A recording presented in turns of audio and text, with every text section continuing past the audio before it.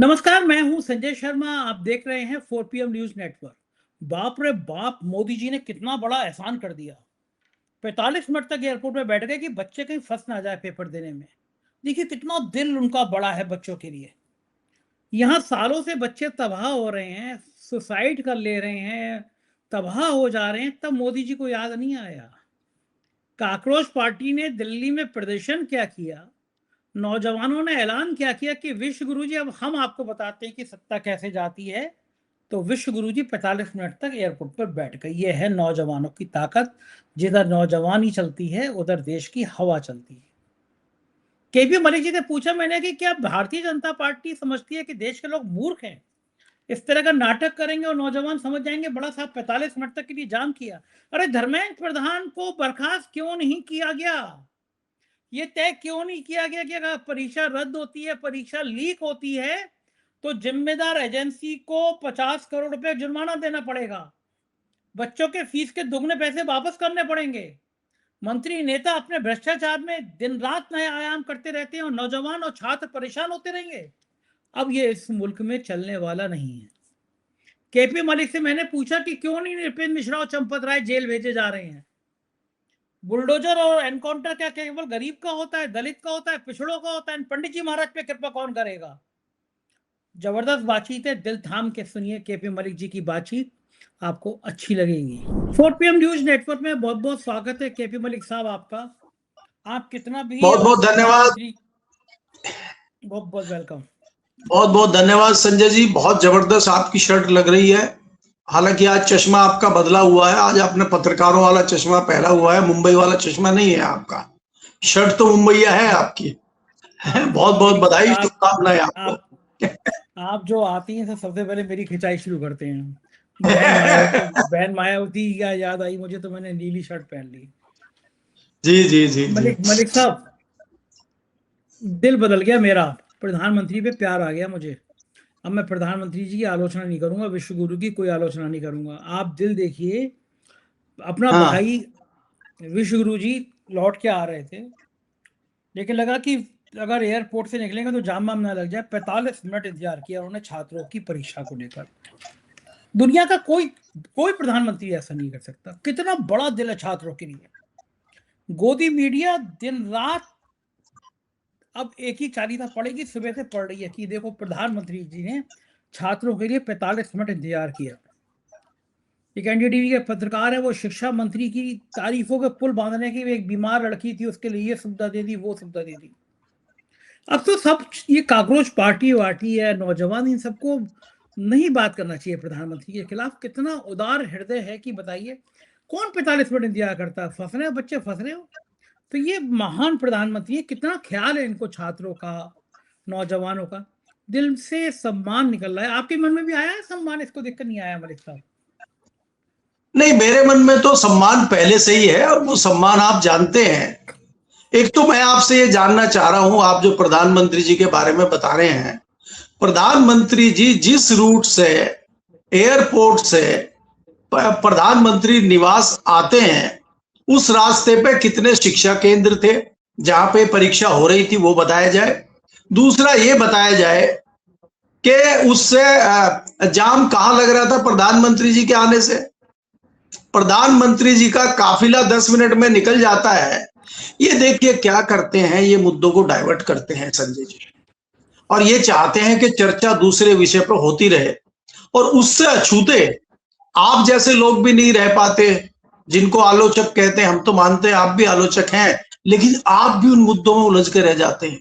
देखिए, आप मुझे बताइए, बिना सिर पैर की खबर चलाई गई कि अखिलेश यादव के 2 दर्जन सांसद जो है, वो हमारे डिप्टी सीएम, जो बहुत क्रांतिकारी डिप्टी सीएम है, जिनको आप स्टूल वाले डिप्टी सीएम बताते हैं, उनके संपर्क में थे। और यहाँ पता ही नहीं लग रहा लोगों को, अखिलेश को पता ही नहीं है, किसी दिल्ली को पता ही नहीं है, यहाँ पे 2 दर्जन उनके संपर्क में है। ये संपर्क में क्यों आ गए उनके? ये इसलिए आ गए उनके संपर्क में कि उत्तर प्रदेश में एक बहुत बड़ा मामला हो गया है, मंदिर में डकैती का। तो डकैती से ध्यान कैसे डाइवर्ट कराया जाए? 3 दिन से जो मीडिया तुला पड़ा है, और मजबूरी हो गई है गोदी मीडिया के भी इस मामले पे चर्चा करना, तो इससे कैसे निकाला जाए? तो सबसे बड़ा शगुफा जो है ये है कि भाई ममता बनर्जी की पार्टी टूट गई, शिवसेना बिखर गई और वो टेबल के नीचे घुसे हुए हैं नीतीश कुमार और चंद्रबाबू नायडू। और भाई घुमा फिरा के जिसके पास सबसे ज्यादा सांसद है 37, वो समाजवादी पार्टी है अखिलेश यादव की। तो थोड़ा सा इस पे जरा घोटा घुमाया जाए। तो यही गोदी मीडिया चैनलों पर चर्चा शुरू हो गई। और वो कहा, देखिए किन किन क्रांतिकारियों के बयान आए। बहुत बड़े एक मंत्री हैं यूपी में, फिर दूसरे मंत्री हैं संजय निषाद, और राजभर जी के बारे में तो मेरे से ज्यादा आप जानते हैं लखनऊ में उनके चर्चे किस प्रकार से होते हैं। उनके दोनों लड़के उनकी बात कितने सुनते हैं ये भी आपको पता है। और बाद में पता चला जब वो ये कह रहे थे कि अखिलेश यादव की पार्टी टूट रही है और 26-27 सांसद जाने वाले हैं, पता चला उन्हीं के 4 विधायक जो है वो अखिलेश जी से बात कर रहे थे कि भाई साहब हमारे को टिकट की व्यवस्था करो, हम तो विचार इधर कर रहे हैं। तो इस प्रकार के लोग किसी भी मामले को डाइवर्ट करने के लिए समय समय पे इस तरह की चीजें करते हैं। और हमारे जो प्रधानमंत्री जी हैं, हमारे जो चाणक्य जी हैं, वो तो एक्सपर्ट ही इस चीज के हैं। वो तो स्वीकार कर चुके हैं कि हम जुमलेबाजी में नंबर 1 दुनिया में, हमसे कोई नहीं है। उन्होंने तो कहा कि भाई जुमलेबाजी करते हैं हम लोग, एक्सेप्ट किया उन्होंने, एक चैनल पे एक्सेप्ट किया है। तो उनकी जुमलेबाजी को आप कैसे ये कर सकते हैं? आप देखिए ध्यान लगा के, कभी भी वो जाते हैं प्रधानमंत्री के काफिले में एम्बुलेंस आती है, कहीं ना कहीं वो कुछ ना कुछ खाते हैं, जिस स्टेट में जाते हैं उनकी भावनाएं वहां पहले ही जुड़ी रहती है, कुछ ना कुछ हो जाता है वहां पे। तो ये प्रधानमंत्री जी के कुछ रटे रटाए मामले हैं जिनमें आप भी मुझे लग रहा फंसे हुए लगते हैं। नई बात जो आज उन्होंने देखी है, आज जो कलकत्ता में जाके योग का एक एक गुण उन्होंने सिखाया, और कुछ व्यक्ति गलत कर रहे थे योग में, आपने ये नहीं ध्यान दिया, कुछ लोग गलत मुद्राएं कर रहे थे, प्रधानमंत्री जी ने उनकी मुद्राएं ठीक कराई कि भाई योग ऐसे नहीं ऐसे होता है। तो ये वाली बात है। दूसरा, दिल्ली का जो जिम्मा था योगा कराने का, वो धर्मेंद्र प्रधान जी को दिया गया था। आज फोकस ही सिर्फ 2 लोगों पे था, प्रधानमंत्री मोदी और हमारे माननीय धर्मेंद्र प्रधान जी। तो धर्मेंद्र प्रधान जी को अगर आप हटा देंगे शिक्षा मंत्रालय से, तो ये तो भविष्य खराब हो जाएगा हमारे देश के बच्चों का। कैसे वो करेंगे फिर बताइए? आपको एयरफोर्स के प्लान से पर्चे वितरित करने पड़ रहे हैं, एयरफोर्स को आपको यहाँ काम पे लगाना पड़ रहा है, क्योंकि एयरफोर्स तो मेरे ख्याल से इसी काम के लिए है। युद्ध लड़ेंगे तो वो तो देखा जाएगा बाद में, क्योंकि हमारे साथ युद्ध करने के लिए भी बड़े बड़े देश है ना, पाकिस्तान है, बांग्लादेश है, श्रीलंका है, चाइना और अमेरिका के सामने तो हम हाथ जोड़ के बैठे ही हैं। तो हमने अपनी एयरफोर्स को भी ले लिया अपनी सेवाओं में। और अभी तो आप जो दूसरा सवाल पूछने वाले हैं, डकैती वाला, जो वहां पर अयोध्या में डकैती हुई है, उस पर देखिए ना आप अभी तो संजय जी मुझे लगता है कि जुमलेबाजी करके, अब आप देखिए जरा सी शक्ति कॉकरोच वालों ने दिखाई कल, हाथ पैर फूल गए इनके सबके जंतर मंतर पे। उन्हें कहा भाई 5 बजे हटिए यहां से, बोला हम तो नहीं हटेंगे, धर्मेंद्र प्रधान का इस्तीफा करिए। इन्होंने कहा अगर आज धर्मेंद्र प्रधान का इस्तीफा हो गया तो कल योगा कौन कराएगा, कल बच्चों की परीक्षा होगी, वो फिर क्रांतिकारी कदम कौन उठाएगा? आज वो बैठे रहे जंतर मंतर पे। तो ये जो देश में चीजें चल रही हैं, और प्रधानमंत्री जी जो चार्ज होके आए हैं मेलोनी के साथ, वहां पे आपने देखा 6 करोड़ की जनसंख्या वाली मेलोनी, वो तो ट्रंप को जो आंखें दिखा रही है। और ये 140 करोड़ के क्रांतिकारी, इनकी बॉडी लैंग्वेज देखिए, सोफे पे कैसे बैठे हुए हैं। तो मेरा कहने का मतलब है, ये जुमलेबाजी में निपुण लोग हैं, इनके सामने कुछ भी करना, कुछ भी कहना, सूरज को आईना दिखाने वाली बात है संजय जी। अच्छा मलिक साहब, ये बताइए कि नौजवान गुस्से में, इसमें कोई शक नहीं। लोग कह रहे थे आप काकरोच पार्टी के समर्थन में जंतर मंतर पर नहीं आए। हो सकता है, मैं मान रहा हूँ कि भीड़ उतनी नहीं जुटी होगी, लेकिन सोशल मीडिया पे ऐसे करोड़ों लोग तो नहीं जुड़ गए थे। मन में गुस्सा तो है ही है, और वो तो हम प्रैक्टिकल रोज देखते हैं। जिस नौजवान से बात करो, जिस छात्र से बात करो, बताता है वो कितने गुस्से में है। लेकिन सरकार कह रही है भीड़ नहीं जुटी इसलिए गुस्से में नहीं है। राहुल गांधी बड़े सफाई के संग, बड़ी बुद्धिमानी के संग नौजवानों को बता रहे हैं कि ये सरकार कितना बड़ा धोखा दे रही है तुम्हारे साथ। उनको रोजगार नहीं दे रही, उनको शिक्षा से अलग कर रही है। आपको लगता है कि ये जो गुस्सा है नौजवानों का, छात्रों का, ये बहुत भारी पड़ सकता है सरकार पर?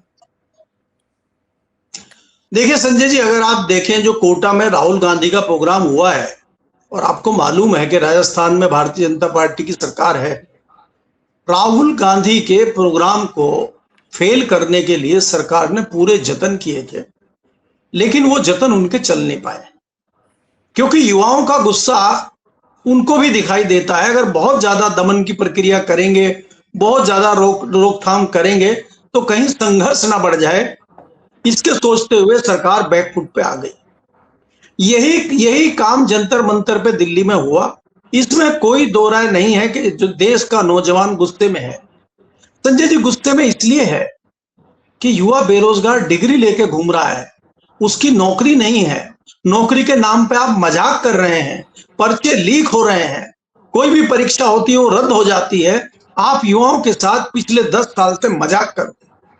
आप ये देखिए कि ऐसा नहीं है कि वो डिग्री वो खरीद लाया कहीं से, डिग्री लाने में उसके करोड़ों रुपए खर्च होते हैं। हम जिस नीट की बात कर रहे हैं, अगर कोई बच्चा डॉक्टरी में जाना चाहता है, एमबीबीएस करता है या बड़ी नौकरी में जाता है, तो कम से कम 1 से सवा करोड़ रुपया संजय जी खर्च होता है।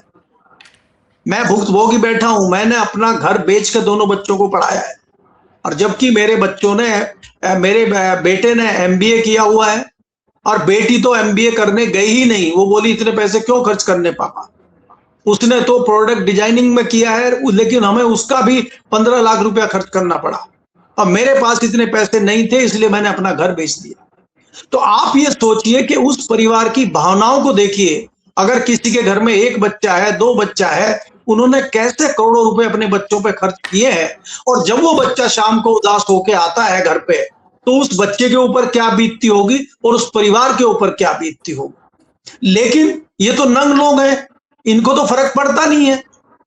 तो इसलिए युवा गुस्से में है, और युवा क्या करेगा, क्या कर सकता है, वो भी इनके जहन में है।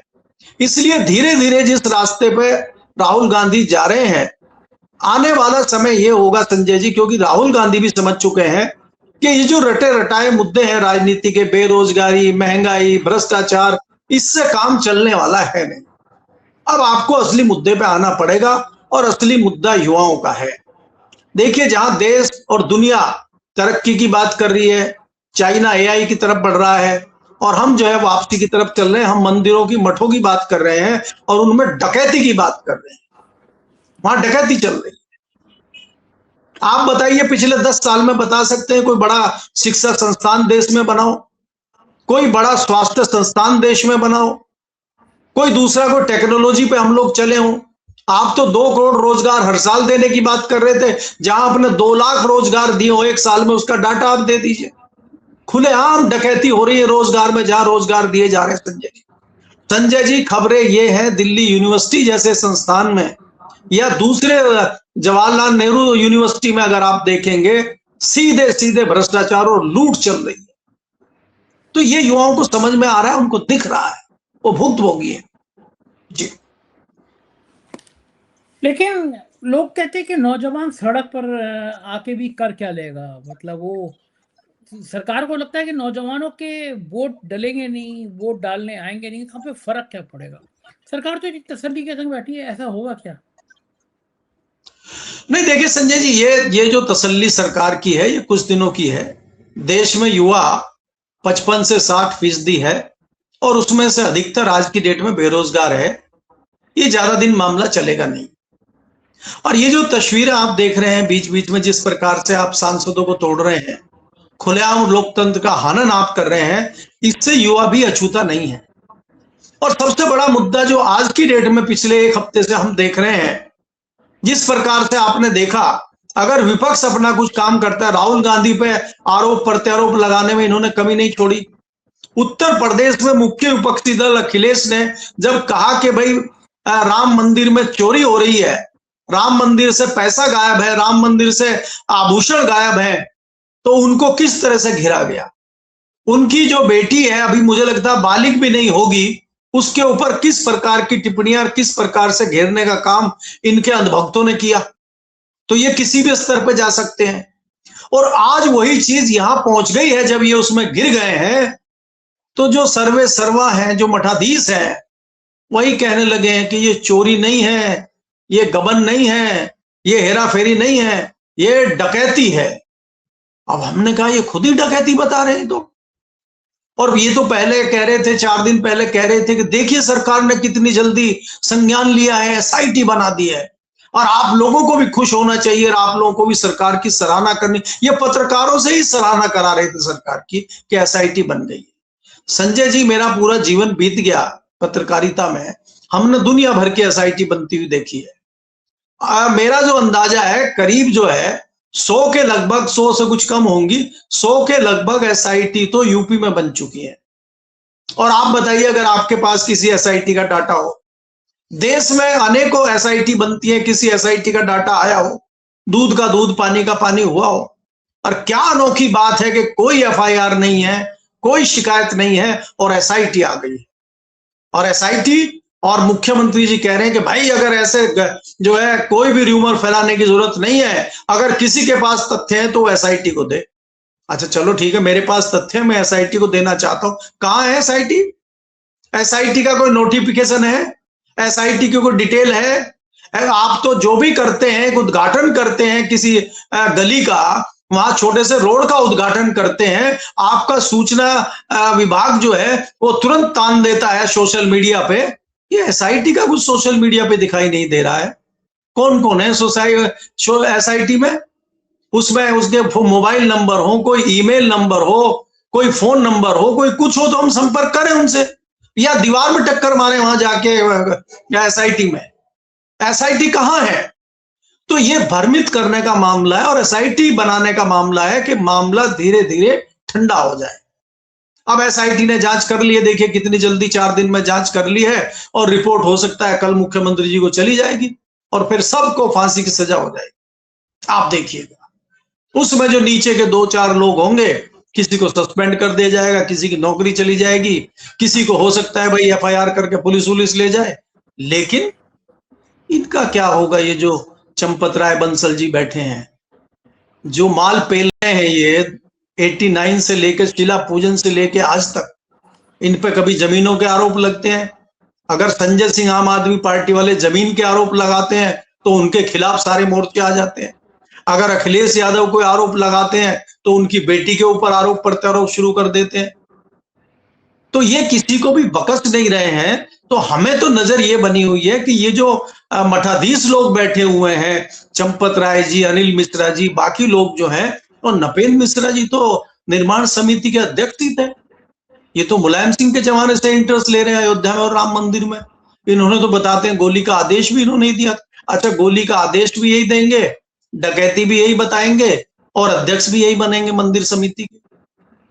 आप संजय जी विचार करिए कि वो जो कोठारी परिवार था कलकत्ता का, जिसके 2 कार सेवक शहीद हुए थे अयोध्या में, उनका परिवार आज क्या सोच रहा होगा? उनके पिताजी ने कहा था, बेटा तुम्हारी बहन की शादी है, तुम कहां जा रहे हो? बोला ये हिंदू धर्म का, सनातन का बहुत बड़ा काज है, हम ये काज करके कुछ दिन में आ जाएंगे, और बहन की शादी की डेट तो आगे पीछे भी हो जाएगी, लेकिन 5 दिसंबर आगे पीछे नहीं होगा, इसलिए हम जा रहे हैं। और दोनों भाई शहीद हो गए। तो आज उनका परिवार क्या विचार संजय जी कर रहा होगा? वो परिवार क्या विचार कर रहा होगा जिन्होंने अपने व्यापार में, अपने काम धंधे में से आस्था दिखाते हुए 2-2 किलो चांदी, आधा किलो सोना दान कर दिया मंदिर में, पैदल आए, जूता चप्पल भी नहीं पहना, हजारों किलोमीटर की यात्रा करके पैदल आ रहे हैं और मंदिर में दे रहे हैं, रसीद का इंतजार कर रहे हैं। संजय जी, कल ही प्रेस क्लब में चर्चा हो रही थी, हमारे एक सिंधी समाज के मित्र हैं, वो समाज के लिए बहुत करते हैं, और सिंधी समाज आपको पता ही है कि उनके व्यापार में बहुत बड़े हैं। मुंबई के कई लोग हैं। आज तो मुंबई के भी एक व्यक्ति ने आरोप लगाया है कि उन्होंने शायद 10 किलो चांदी दी थी, खड़ाऊ दी थी और दी थी, उनको आज तक रसीद नहीं मिली, और उन्होंने पता किया कि ये चीजें वहां है क्या, वहां बताया गया कि कोई चीज यहाँ नहीं है, सब गायब हो चुकी। तो ये जो लोग हैं जिन्होंने चंदा दिया था, ये तो वो लोग हैं जो आज तक रसीद मांग रहे हैं। और ऐसे भी लोग हैं संजय जी जिन्होंने गुप्त दान दिया था, जो चंदे की रसीद मांगते ही नहीं है, जिन्होंने छुपा के धन दिया है, वो कहते हैं भाई भगवान को दे रहे हैं, क्यों दिखाएं, क्यों ढिंडोरा पीटे। तो उन लोगों की आस्थाएं कहां होंगी? उन लोगों का मन आज क्या कह रहा होगा? तो इसलिए मैं कह रहा हूं कि ये मुझे पाप का घड़ा भरता हुआ दिखाई दे रहा है।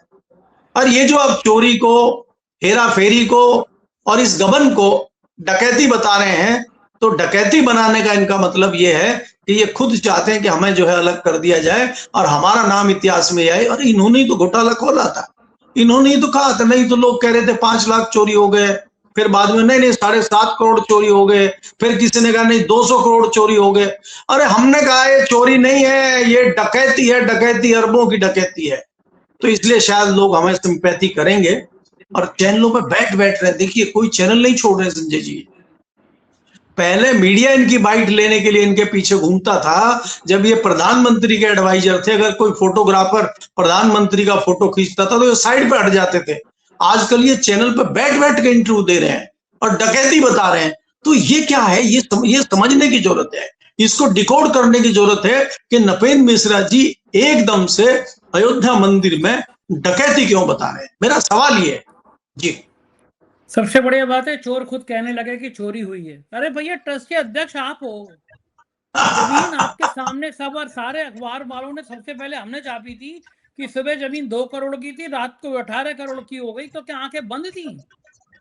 तमाम रोज 4 PM ने फ्रंट पे छापी थी।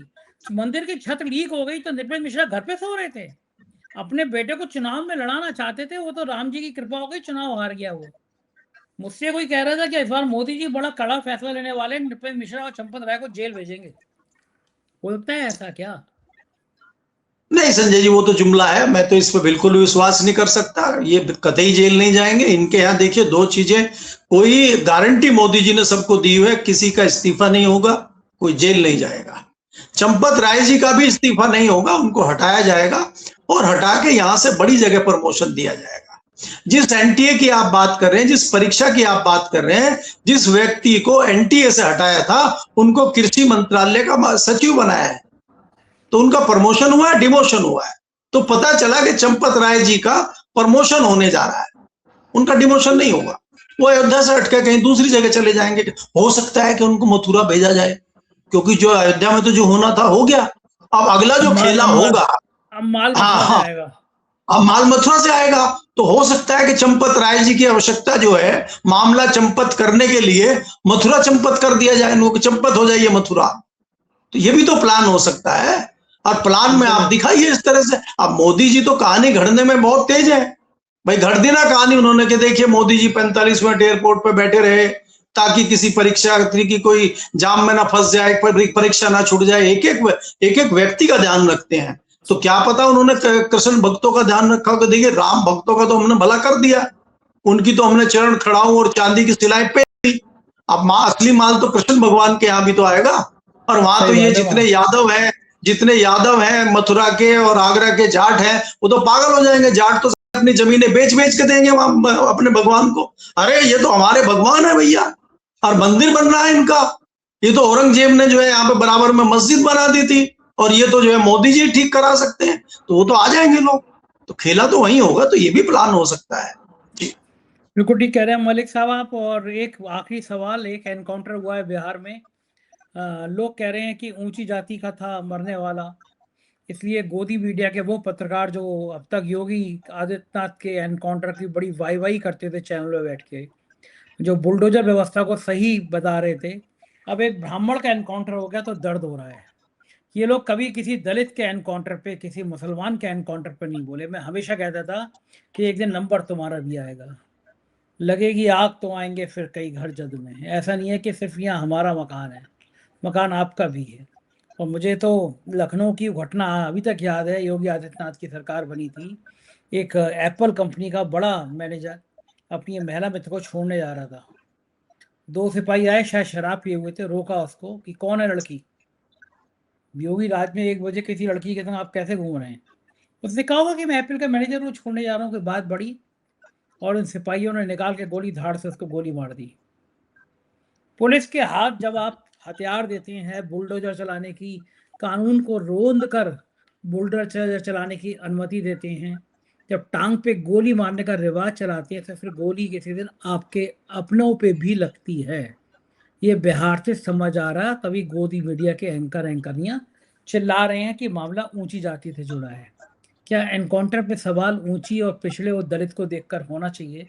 ये सबको कहना चाहिए था पहले दिन से कि इस तरह के फर्जी एनकाउंटर, फर्जी टांग पे गोली मारना, बुलडोजर, ये सब ठीक नहीं है। देश में अदालतें हैं, फास्ट ट्रैक बनाइए, अदालतें और बनाइए, जज ईमानदार लाइए, कम से कम ऐसे जज मत लाइए जो भगवान गणेश की आरती करते रहे प्रधानमंत्री के संग, राज्यसभा सदस्य रह जाएं। एक ईमानदार जज लाएंगे, व्यवस्था अच्छी होगी। आपका क्या मानना है? देखिए संजय जी, अगर आप देखें, ये जो एनकाउंटर हो, बुलडोजर का मामला हो, इसकी स्टार्टिंग 2017 में उत्तर प्रदेश से हुई थी और बाबा बुलडोजर नाम इनका इसीलिए रखा गया था। इसी के पैटर्न पे कई जगह बुलडोजर हमारे पड़ोसी राज्य हरियाणा में भी चला, मध्य प्रदेश में भी कई बार चला, और अब जो नए नए मुख्यमंत्री बिहार में बने हैं वो भी बुलडोजर बाबा के नाम से फेमस होना चाहते हैं। बाबा ने कहा उत्तर प्रदेश में कि कानून व्यवस्था बहुत बढ़िया है, और कुछ हो ना हो, उत्तर प्रदेश में कानून व्यवस्था तो बहुत अच्छी हो गई है, डर का राज है। अगर हम आकलन करते हैं, बहुत अच्छी बात है, बदमाशों को मारना चाहिए, हटाना चाहिए, उनका जो भी इंतजाम करना चाहिए कहिए। अगर आपको ही करना है, पुलिस को ही करना है, फिर ये अदालत क्यों है? ये वकीलों की दुकानें क्यों खुली हुई हैं? इनको बंद करिए।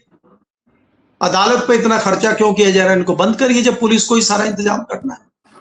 देखिए संजय जी, अगर हम आकलन करें पिछले करीब 10 साल का, उत्तर प्रदेश में पुलिस में भ्रष्टाचार अपने चरम पे है। इतना बड़ा भ्रष्टाचार हमने पुलिस विभाग में नहीं देखा। और संजय जी, अगर कोई 1%, 2% ईमानदार अफसर यूपी में है तो वो अपने दिन गिन रहे हैं कहीं कोने में बैठे हुए, उनको बर्फ में लगाया हुआ है। और जो भ्रष्टाचारी हैं, जो क्रांतिकारी हैं, वो खुलेआम घूम रहे हैं।